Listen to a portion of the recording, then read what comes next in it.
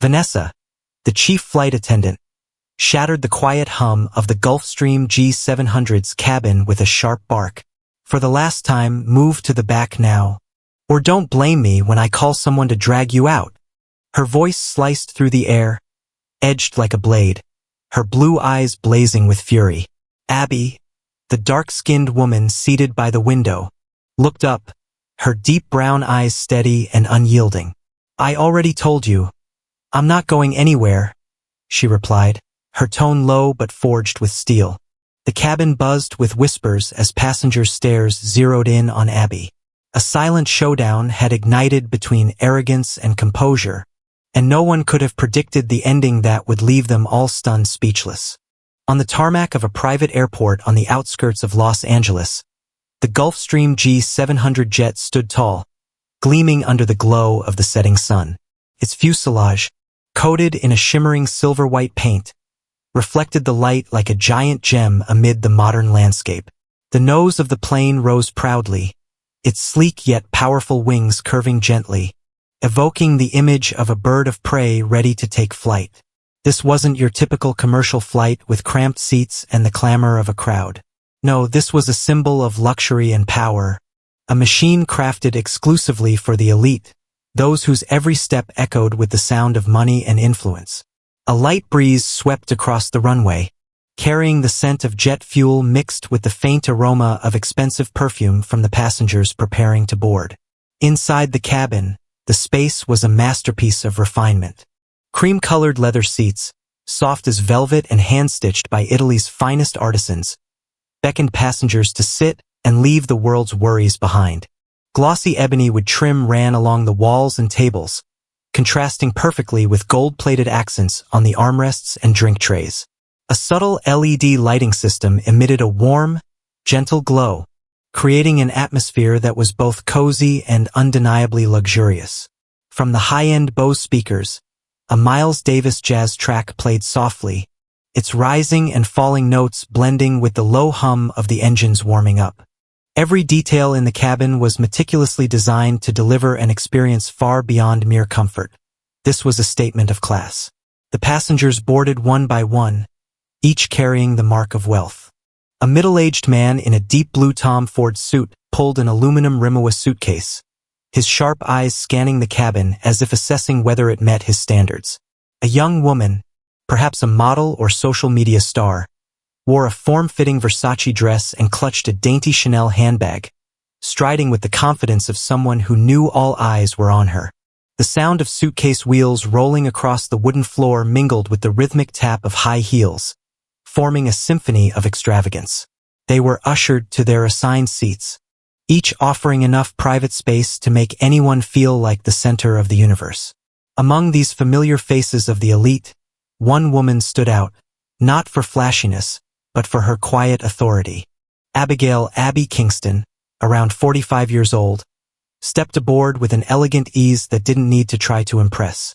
She wore a charcoal gray suit, perfectly tailored by an obscure London designer, not because she couldn't afford big-name brands, but because she preferred the unique, the personal. Her nude Louboutin heels with their signature red soles carried her lightly, yet silently. Abby didn't need noise to announce her presence. Her glossy black hair was pulled into a neat low bun, revealing a face with sharp features, deep brown eyes, a high nose, and lips pressed together as if guarding a great secret. Abby was no stranger to wealth, but she hadn't been born into it. Raised in a working-class neighborhood in Detroit, she was the daughter of a mechanic and a nurse who spent their lives instilling in her the belief that intelligence and patience could overcome any obstacle. From a young age, Abby learned to observe how people treated each other based on skin color, clothing, or speech. At 12, she watched her mother be refused service at a store simply for wearing a worn-out nurse's uniform after a long shift. That moment etched itself into Abby's mind, not as anger, but as a quiet resolve. She would change how the world saw people like her, not by shouting or showing off, but by wielding real power. Abby's journey to this moment was nothing short of remarkable. After graduating from MIT with a full scholarship in aerospace engineering, she started at a major airline, quickly realizing the industry wasn't just about planes, it was about people, about how they were treated on flights spanning thousands of miles. With sharp business instincts and a knack for spotting trends, Abby founded Kingston Air at 30, starting with a single leased plane. Now, at 45, she owned a billion-dollar private aviation empire, serving politicians, Hollywood stars, and billionaires who preferred anonymity. What set Abby apart was her aversion to the spotlight. She often disguised herself as an ordinary passenger, sitting in her own planes to see how her staff performed, ensuring everyone, regardless of who they were, was treated with the respect they deserved. Today was no exception. Abby boarded the Gulfstream G700 with a specific purpose. This flight would take her to New York, where she planned to sign a major deal with a tech conglomerate to expand Kingston Air's fleet. But more than that, it was a chance to evaluate her team, especially the chief flight attendant, about whom she'd heard a few complaints from prior passengers. She set her Hermes bag, a self-gifted reward from her first big deal, under the seat, settled by the window, and let out a soft sigh. Her eyes swept the cabin, observing each passenger, their every gesture. No one knew this quiet woman was the owner of the exorbitant machine about to take off. And Abby liked it that way. Anonymity let her see what others didn't want her to. As the cabin door closed and the engines roared to life, Abby leaned back, hands clasped on her lap. She knew this flight wouldn't just be a journey through the sky. It would be a test, not only of her crew but of the values she'd built Kingston Air upon. With a faint, private smile, she closed her eyes, ready for what lay ahead. When the Gulfstream G700's cabin door shut, Vanessa Harper stood at the entrance as chief flight attendant, her posture rigid as a ruler. Her navy uniform hugged her frame, tailored to accentuate her tall, lean figure, while her golden blonde hair was swept into a sleek, professional bun without a strand out of place. At 42, Vanessa had the sharp look of a woman accustomed to controlling everything around her. Her blue eyes gleamed with confidence, though a trace of arrogance lurked beneath. Her smile, when it appeared, was more professional than genuine, a tool honed over years in private aviation, where perfection wasn't just expected but essential. Vanessa was no rookie in this world. She'd started 2 decades ago as a young flight attendant on crowded commercial flights. Back then, she learned that a smile and some charm could open doors to bigger things. After years of hard work and a few well-placed connections, she moved into private aviation, where each flight was a stage to showcase her skills. For Vanessa, working on planes like the Gulfstream G700 wasn't just a job, it was a declaration. She belonged to a higher class, far removed from the days of serving stale coffee in economy. But beneath her polished exterior and poised demeanor, Vanessa carried an invisible scar from her past, a hypersensitivity to anything she deemed out of place in her world. As passengers began boarding, Vanessa stood ready, an iPad with the manifest in hand, though she rarely glanced at it. For her, judging someone didn't require paperwork. She believed she could read them by their clothes, their movements, even the looks they exchanged. First came James and Eleanor Caldwell, an older couple she'd seen on many flights before. James, in a finely cut gray suit with a Patek Philippe watch peeking from his sleeve, stepped aboard with the calm air of a seasoned traveler. Eleanor followed, clutching a small knitted bag, her eyes lighting up as she recognized Vanessa. "Welcome back, Mr. and Mrs. Caldwell," Vanessa said, her voice sweet as honey, a broad smile blooming on her face. "May I bring you some Earl Grey tea as usual, Mrs. Caldwell?" Eleanor nodded, replying warmly, "Thank you, Vanessa. You're always so thoughtful." James gave a slight nod, unfolding his Financial Times, his gaze drifting over the cabin as if checking its worthiness. Vanessa dipped her head slightly, a small but deliberate gesture, as if affirming she understood the value of passengers like the Caldwells. They were the type she respected, wealthy, refined, familiar. She enjoyed serving them, not just because they were regulars, but because they embodied the life she aspired to, luxurious, flawless. But when Abby Kingston stepped aboard, something in Vanessa shifted, subtle yet unmistakable. Abby appeared with a quiet presence, her charcoal gray suit hugging her frame like a silent declaration of confidence and class. Her nude Louboutins tapped lightly on the wooden floor as she entered, but without the clamor others made. Unlike those who seemed eager to announce their arrival. Abby set her Hermes bag under the window seat, her eyes briefly meeting Vanessa's with a polite nod. "Welcome aboard," Vanessa replied, but her tone was dry, lacking the warmth she'd just offered the Caldwells. Her smile vanished, replaced by a tight-lipped expression, as if suppressing a rising discomfort. In Vanessa's mind, something about Abby unsettled her. It wasn't the clothes. Abby's suit was clearly high-end, tailored with a precision even Vanessa had to acknowledge. It wasn't her demeanor. Abby moved with a quiet confidence Vanessa usually saw in old money types. But perhaps it was that very restraint, that lack of ostentation, that threw Vanessa off. To her, people who belonged in this world wanted to be noticed, recognized. Abby didn't, and it left Vanessa disoriented. Deep down, a long-held bias stirred. Abby, with her brown skin and appearance unlike the usual passengers Vanessa served, didn't fit here. Grace Miller, the young assistant flight attendant standing a few steps away, noticed the shift in Vanessa's attitude. At 25, with brown hair in a ponytail and bright, eager eyes, Grace was new to Kingston Air.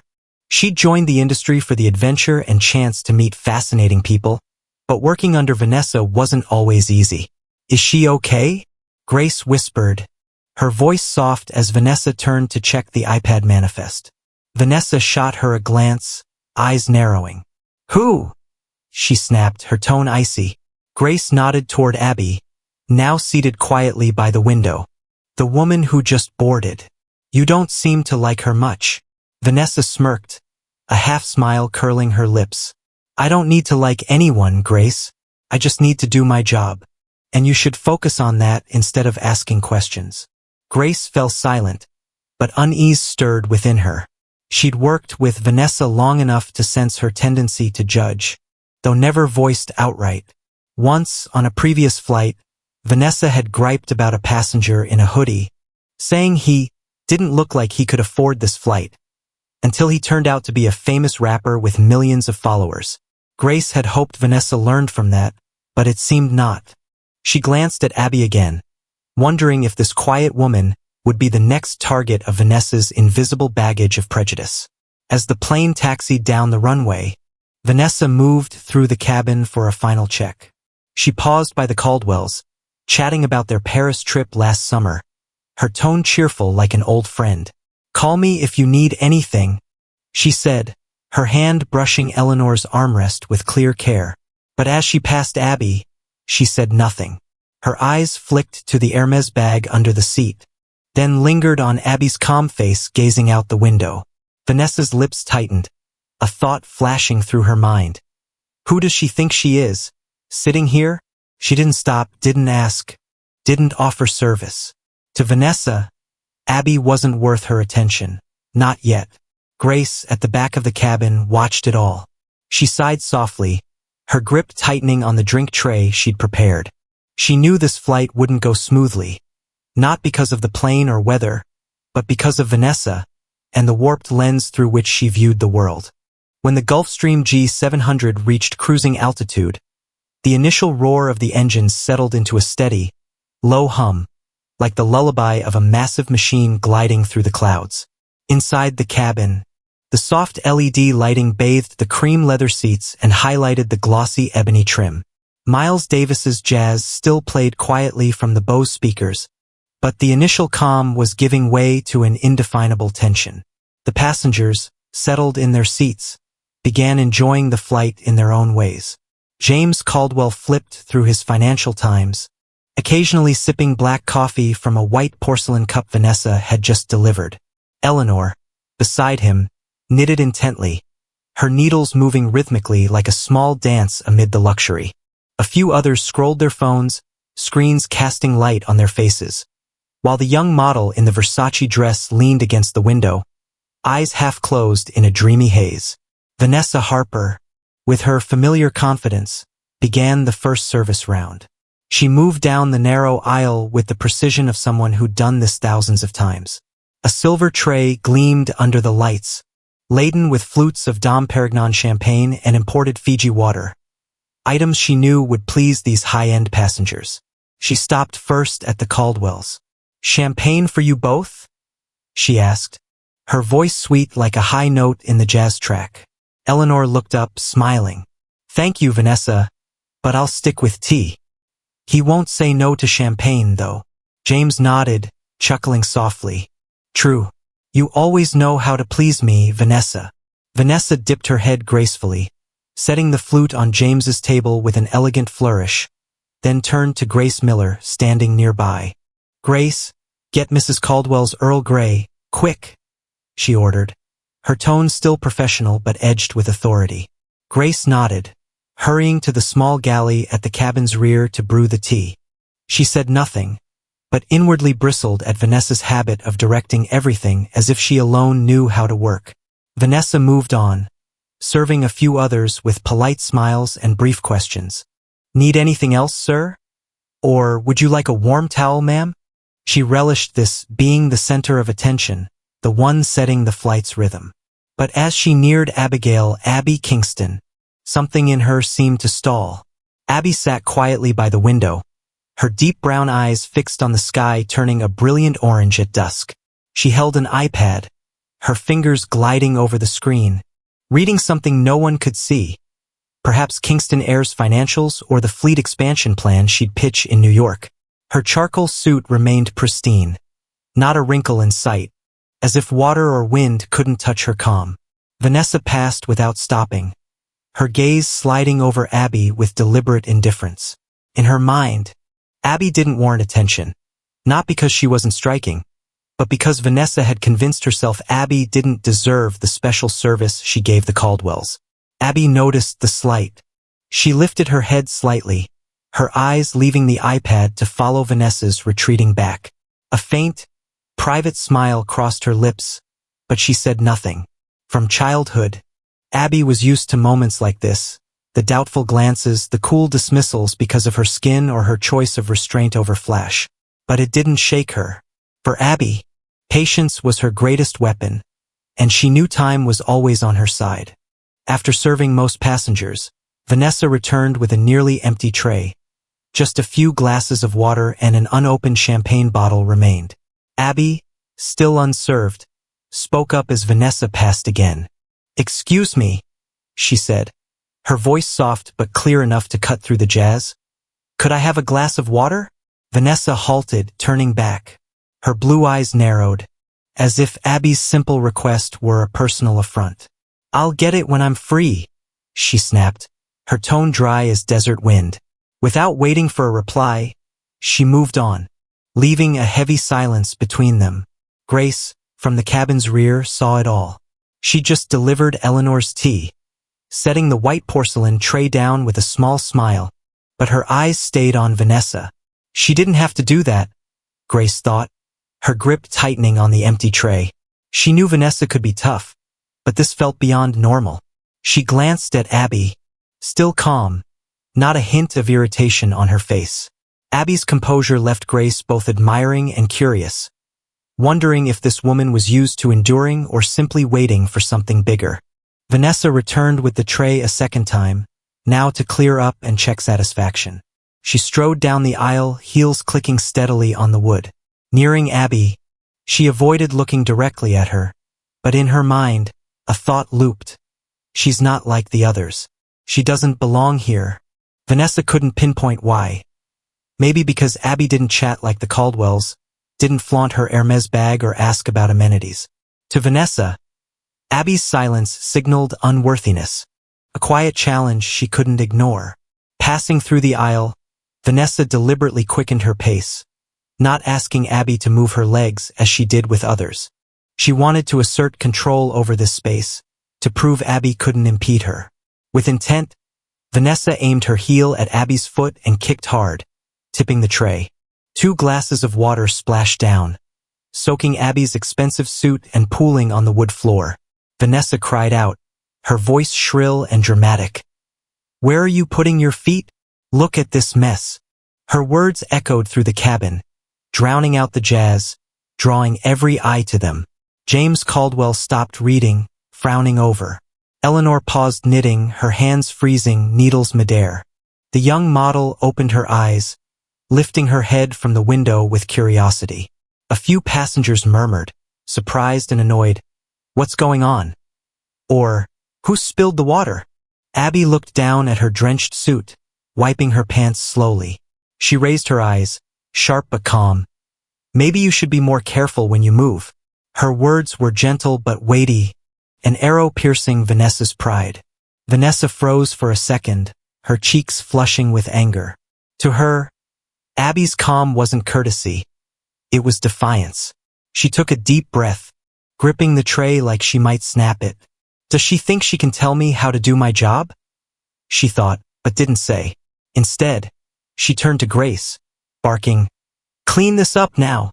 Grace rushed over, towel in hand, her eyes flicking to Abby with a hint of apology. Vanessa spun away, storming off, but inside, a fire of rage ignited. One she didn't know would soon consume her. The Gulfstream G700's cabin, once a haven of serene luxury, turned into a tense stage. Water from Vanessa's tray still dripped onto the glossy ebony floor, leaving streaks under the soft LED lights. Miles Davis's jazz played on, but it felt out of place, unable to ease the thickening air of confrontation between Vanessa Harper and Abigail, Abby Kingston. The passengers, lost in their own worlds moments ago, now fixed their eyes on the narrow aisle where Vanessa stood rigid, empty tray in hand, her cold blue eyes blazing with unchecked fury. Abby sat still, a large wet patch staining her charcoal suit at the thigh, but her face showed no flicker of distress. She'd just wiped her hands with a napkin Grace hurriedly offered, her movements slow as if the incident barely mattered. Her soft words, "Maybe you should be more careful when you move," hung in the air. A small stone dropped into a still pond, rippling outward in a way Vanessa couldn't ignore. To Vanessa, it wasn't just a comment. It was a challenge, a silent blade slicing into the pride she'd built over years in private aviation. Vanessa clutched the tray, her knuckles whitening. She inhaled sharply, trying to keep her voice professional, but arrogance and anger seeped through. "I think you're in the wrong seat," she said, her tone cutting like a knife through the space. "Move to the back now." Her eyes locked onto Abby, as if her glare could force compliance. To Vanessa, this wasn't just about seating, it was about power, about who controlled this cabin. Abby, with her maddening calm and understated presence, had become an unseen threat to the order Vanessa prided herself on maintaining. Abby looked up, her deep brown eyes meeting Vanessa's without flinching. She set her iPad on the armrest, the motion deliberate and slow, as if preparing for a standoff she'd foreseen. "I suggest you check the passenger list before giving orders," she replied, her voice low and steady, each word carrying undeniable weight. It wasn't a plea or excuse. It was a reminder, a hint that Vanessa might be stepping into a bigger mistake than she realized. But to Vanessa, that composure only fueled the fire raging inside her. "Does she think she can teach me my job?" Vanessa thought, biting back the words. Instead, she sneered, a twisted smile of contempt. "I don't need to check anything," she shot back, her voice rising an octave, loud enough to draw every eye in the cabin. "I know who belongs here and who doesn't." Her words were a proclamation, a way to assert her authority before everyone. But beneath her bravado, a flicker of doubt crept in. Why didn't Abby react more? Why wasn't she angry or scared like others Vanessa had faced? The cabin grew stifling. James Caldwell folded his Financial Times with a soft snap, his gaze shifting from curiosity to irritation. Eleanor stopped knitting, her hands still, eyes wide as if she couldn't believe what was unfolding. The Versace-clad model sat up, her phone lowering as if unsure whether to record, then thought better of it. Charles Bennett, the businessman across from Abby, furrowed his brow, tapping the armrest like he was debating intervention. Whispers rippled among passengers, surprised and annoyed. "What's she doing?" Or "It's just spilled water," Why the fuss? Vanessa turned to Grace, who stood quietly at the aisle's end, wet towel in hand. Take her to the back, now, she snapped, her voice sharp as a whip in the confined space. Grace, her brown ponytail swaying, her bright eyes now anxious, hesitated. She glanced at Abby, sensing the unfairness. She wanted to speak, to suggest checking the manifest as Abby had, but Vanessa's furious glare, 2 arrows aimed at her, made her falter. Do it! Vanessa shouted again, her voice piercing the jazz. Grace nodded reluctantly, stepping toward Abby, her voice a near whisper. Ma'am, please! But Abby cut her off, her tone low yet commanding. You should think carefully before following that order. It wasn't a direct threat, but a gentle warning, heavy with confidence Vanessa couldn't grasp. Grace froze, her hand trembling, her eyes darting to Vanessa for clearer direction. But Vanessa gave her no time to think. Enough! She yelled, her voice breaking in uncontrolled rage. She stormed toward Abby, heels pounding the floor, and in a reckless moment, swung her hand, slapping Abby hard across the face. The slap rang out like a small explosion, sharp and piercing, cutting through every sound in the cabin. The space fell deathly still. James Caldwell's champagne flute trembled faintly from the sudden silence. Eleanor covered her mouth, eyes wide with horror, a knitting needle clattering to the floor. James leapt up, his voice low but furious. What did you just do? Charles Bennett half rose, gripping his armrest, his face a mix of shock and outrage. The model gaped, her phone slipping to her lap, eyes darting between Abby and Vanessa in disbelief. Grace stepped back, hand over mouth, eyes wide with terror, as if she'd witnessed the unthinkable. Vanessa stood there, breathing hard, her hand still hovering midair. For a split second, she felt triumphant. She'd regained control, silenced the woman defying her. But then she looked at Abby, and that feeling evaporated. Abby straightened slowly, her hand touching her cheek where she'd been struck, but her expression didn't shift. No tears, no anger, no panic. Just a cold, deep calm, like the sea before a storm. She stared straight at Vanessa, her gaze cutting through her brittle arrogance. You just made a big mistake, Abby said, her voice so steady it sent a shiver through Vanessa. It wasn't a direct threat, but a declaration, a judgment Vanessa couldn't yet comprehend. In her mind, a flicker of doubt sparked. Why didn't she react? Why didn't she scream or fight back? But she smothered it, forcing a warped sneer. You're the one causing trouble, she growled, her voice trembling with lingering fury. I'll have security drag you off this plane right now. The passengers' murmurs grew louder. Charles shook his head, muttering, She's lost it. James whispered to Eleanor, I've never seen this on any flight. Grace stood frozen, hands shaking, wanting to act but unsure how. Meanwhile, Abby rested her hand on the armrest, her eyes never leaving Vanessa. She knew this moment wasn't the end. It was the beginning of a truth Vanessa would soon face. The Gulfstream G700's cabin, once a cocoon of luxury and peace, now hung heavy with silence after Vanessa Harper's resounding slap. The sharp crack lingered in the air, even as Miles Davis's jazz tried to weave through the Bose speakers to calm the tension. Water from the earlier spill still pooled on the ebony floor, glinting under the LED lights like remnants of a passing storm.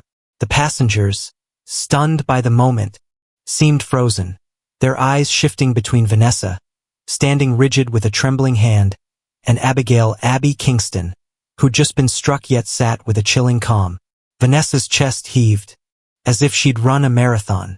Her hand, the one that struck, lowered slowly, fingers still clenched like she was clinging to control slipping away. In her mind, emotions swirled, a fleeting satisfaction at Abby's silence quickly overtaken by creeping unease. She looked at Abby, expecting a reaction, a yell, a glare, tears, anything to prove she'd won this clash. But Abby gave her nothing. The brown-skinned woman in the soaked suit sat upright, her right hand lightly touching her cheek, her gaze unwavering. Abby's deep brown eyes locked onto Vanessa, not with anger or fear, but with a quiet certainty that chilled her to the bone. "You just made a big mistake," Abby said, her voice low and steady, each word dropping like stones into a still pond, sending ripples through the space.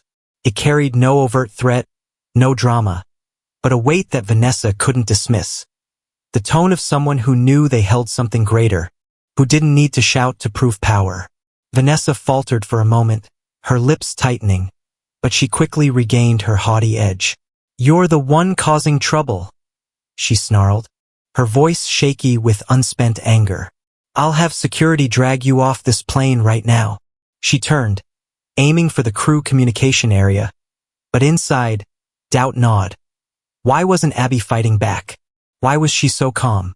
The cabin buzzed with whispers, growing from hushed murmurs to audible chatter. James Caldwell, who'd stood when the slap landed, sat back down, clutching his Financial Times like he might tear it. "I've never seen anything so absurd on a flight," he muttered to Eleanor, his tone low but incensed. Eleanor nodded, her eyes still wide with shock, hands gripping her knitting bag for comfort. "What right does she have to do that?" she replied, her voice trembling. Charles Bennett, across from Abby, tapped his armrest, his sharp eyes watching Vanessa with rising suspicion. "She doesn't know who she's dealing with?" he murmured, a faint smile tugging at his lips, as if he sensed something others didn't.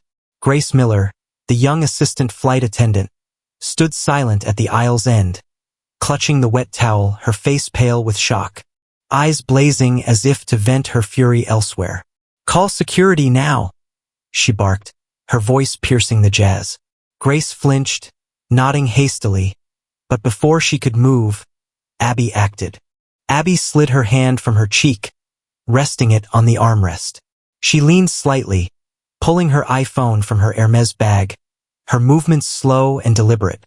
The passengers held their breath, eyes tracking her every motion. Vanessa, sensing it, paused, turning back with a skeptical glare. "What are you doing with that?" she demanded, her tone sharp but tinged with unease. Abby didn't answer immediately.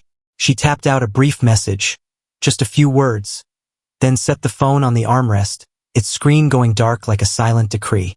She looked up, locking eyes with Vanessa, and said, "You'll find out the consequences soon enough." Her voice remained calm, but now carried a colder edge, a final warning before everything shifted. Vanessa scoffed, but the laugh couldn't mask her growing unease. "Consequences?"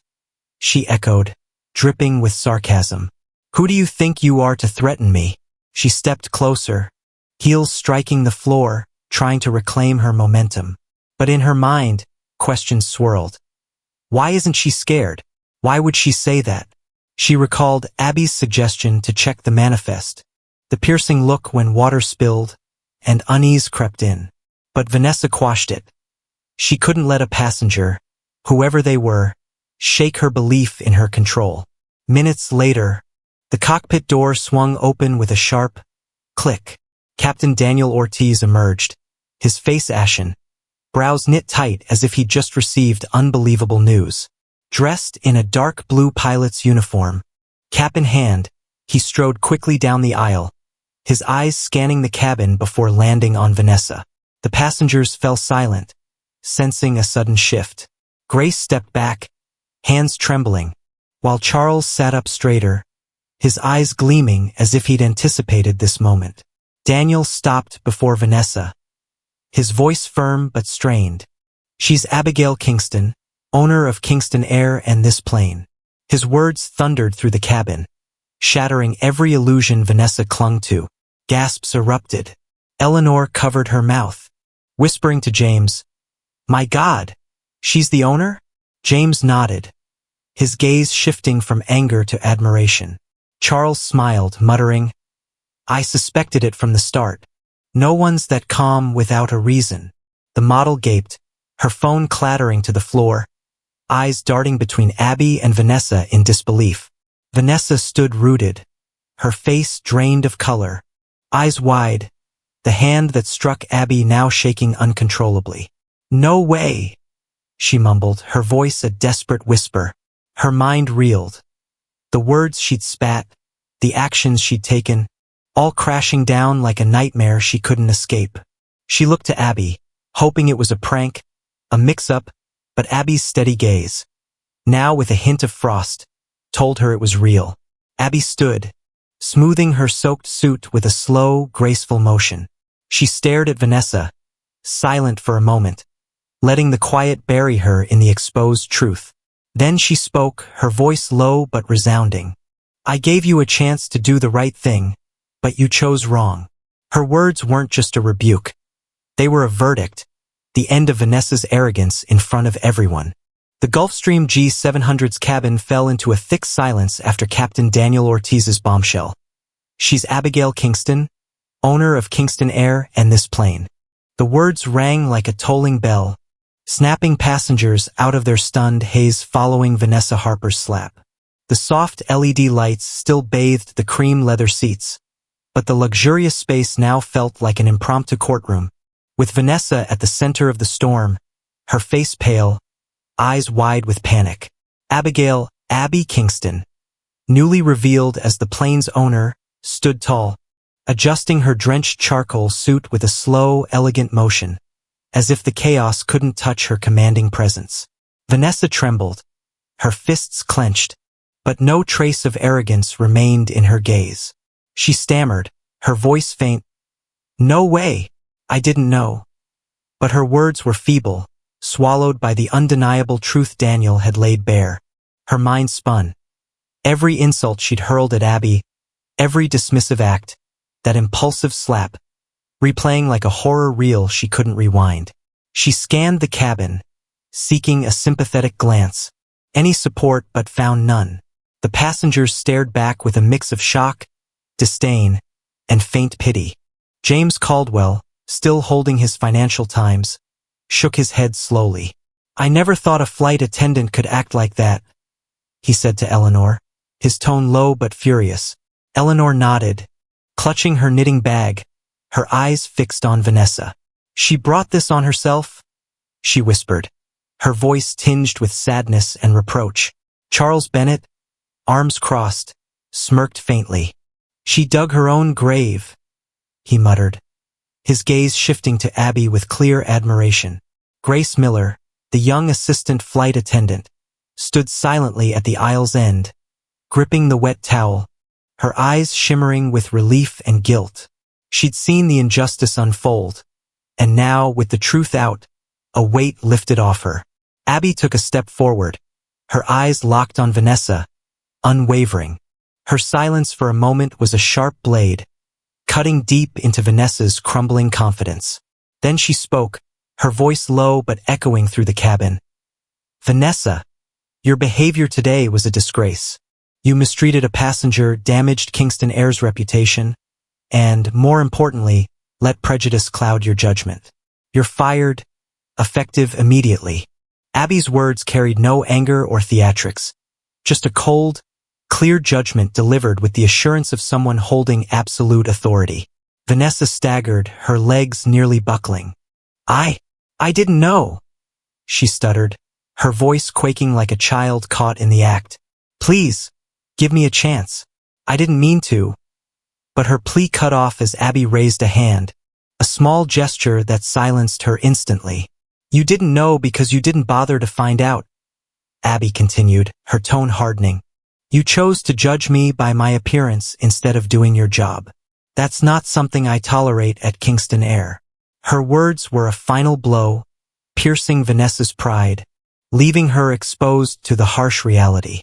Before Vanessa could respond further, 2 security guards entered from the front, their boots thudding steadily on the wood floor. Dressed in black uniforms, their faces stern, one carried handcuffs glinting at his side. Daniel Ortiz stepped aside, his expression grim but silent. He'd done his part revealing the truth. Now consequences would play out. One guard approached Vanessa, his voice flat and cold. Vanessa Harper, you're under arrest for assault. Anything you say from now on can and will be used against you in court. The other moved in, swiftly cuffing her hands as she stood, her face twisting in panic. "Wait!" Vanessa cried, her voice breaking in desperation. "This is a misunderstanding. I didn't mean it." She struggled lightly, turning to Abby with pleading eyes. "Please, I'm sorry. I didn't know who you were." But Abby didn't reply. She stood still, hands clasped in front of her, her gaze icy as Vanessa was escorted away. To Abby, Vanessa's late apology held no weight, not because she couldn't forgive, but because she knew true change came from prior actions and awareness, not desperate words. The passengers watched in silence as Vanessa was led out. Her heels echoed weakly on the floor, each step dragging the shards of her shattered pride. Charles Bennett gave a small clap, a subtle break in the quiet, and a few nodded in agreement. Eleanor whispered to James, "She deserved it." James nodded, his eyes on Abby with newfound respect. Grace, still at the aisle's end, exhaled in relief, her hands relaxing, the towel slipping to the floor like a symbol of closure. As Vanessa disappeared beyond the door, Abby turned, her gaze sweeping the passengers. She took a deep breath, then spoke, her voice steady and strong. "I'm sorry for what you all witnessed today. Kingston Air was built on respect and professionalism, and I promise that going forward, every passenger will be treated fairly, no matter who they are." Her words were a vow, a declaration rooted in her personal experience and the vision she'd spent a lifetime crafting. Charles stood, clapping again, louder this time. "Well said," he declared, his voice ringing out. "That's how you run an airline." Eleanor nodded, offering Abby a small smile, while Grace stepped closer, her eyes bright with admiration. "Thank you, Miss Kingston," she said softly, her tone sincere. Abby met her gaze, nodding slightly, a faint smile crossing her lips. Abby returned to her seat, her eyes drifting to the window where the sunset still blazed. She knew this flight wasn't just an incident. It was a lesson, a chance to reinforce the values she'd instilled in Kingston Air from day one. And as the plane pressed on, she felt a fresh calm. Justice had been served, not just for her, but for all who'd ever been judged without being heard. As Vanessa Harper was escorted from the Gulfstream G700's cabin, the sound of her footsteps faded beyond the door, leaving a stillness in the once tense space. The soft LED lights still illuminated the cream leather seats, but now the glow felt different. No longer a cold luxury, but a gentle warmth, as if the plane itself sighed in relief after the storm. Miles Davis's jazz, drowned out by earlier chaos, now returned clearer, its rising and falling notes drifting through the Bose speakers, soothing rattled nerves. The passengers, one by one, began to relax, their eyes shifting from the door where Vanessa vanished to Abigail, Abby Kingston, the woman who'd just asserted her authority and justice. Abby stood in the aisle, her posture tall, the wet charcoal suit no longer a mark of disorder, but a badge of resilience. She took a deep breath, hands clasped before her, her gaze sweeping the cabin. Her brief silence drew everyone in, not by force, but by the natural respect she'd earned. Then she spoke, her voice steady and resonant. "I'm sorry for what you all witnessed today. Kingston Air was built on respect and professionalism, and I promise that from now on, every passenger will be treated fairly, no matter who they are." Her words weren't just an apology. They were a pledge, forged by personal experience and the vision she'd spent her life building. Charles Bennett, seated across, broke the silence after Abby's words. He stood, clapping slowly but firmly, the sound a steady affirmation in the cabin. "Well said," he declared, his voice deep and convincing. "That's how you run an airline, not just with money, but with principles." His smile widened, eyes gleaming with admiration for Abby. James Caldwell nodded in agreement, setting his Financial Times on the table, his hand tapping the armrest in quiet approval.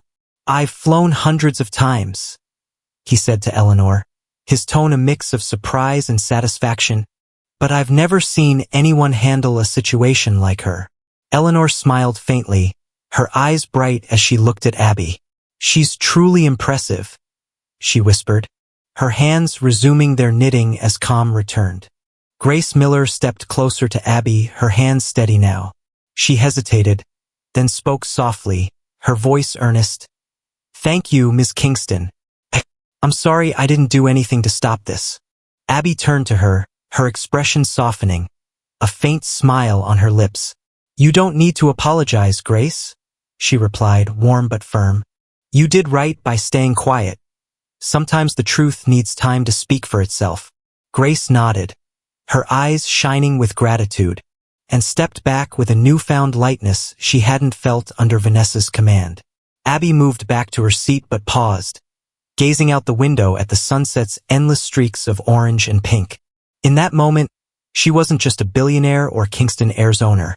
She was a woman who'd been judged, overlooked, and now stood here proving worth wasn't tied to appearances or others' opinions. Memories of her Detroit childhood flooded back, standing by her mother in a grocery store, watching her be refused service for her worn nurse's uniform. Those moments no longer fueled anger, but drove her to create a different world, one where respect didn't need to be demanded with wealth or fame. She sat, resting her hand on the armrest, eyes still on the sky. To Abby, this flight wasn't just an incident to resolve. It reminded her of the mission she'd set when founding Kingston Air. She recalled the early days, with one leased plane and a big dream. A dream of an airline where everyone, from passengers to staff, was valued as individuals. Vanessa had breached that, but today's events let Abby reinforce it, not just for herself, but for all who'd board her planes in the future. The cabin slowly normalized. Charles chatted with James about the stock market, his tone lighter now. Eleanor knitted on, her needles moving in rhythm with the jazz. Grace returned to the galley, preparing a new drink tray, a bright smile on her face. Other passengers slipped back to their phones or brief naps, but the story lingered in their minds, a lesson in justice and respect they'd never forget. Daniel Ortiz emerged from the cockpit again, his face more relaxed. He approached Abby, dipping his head slightly. "Ms. Kingston, everything's under control. We'll proceed to New York on schedule," he said, his voice low but respectful. Abby nodded, offering a small smile. "Thank you, Daniel. Make sure everyone's taken care of." Daniel nodded, returning to the cockpit, leaving Abby to her thoughts. As the plane cut through the clouds, Abby leaned back, eyes on the view outside. She knew the story wouldn't end here. It would spread, a reminder to her team and the industry of fairness's value. In her mind, her message crystallized. Luxury isn't about appearances or money. It's how we treat each other. True success is measured by the respect we give everyone, no matter who they are. That's what she'd learned from tough days in Detroit, and what she'd carry forward. She closed her eyes, letting the engine's low hum and the jazz lull her into peace. This flight, though it began in chaos, ended in a quiet victory, not just for Abby, but for all who believed justice and dignity always had a place, no matter the circumstances.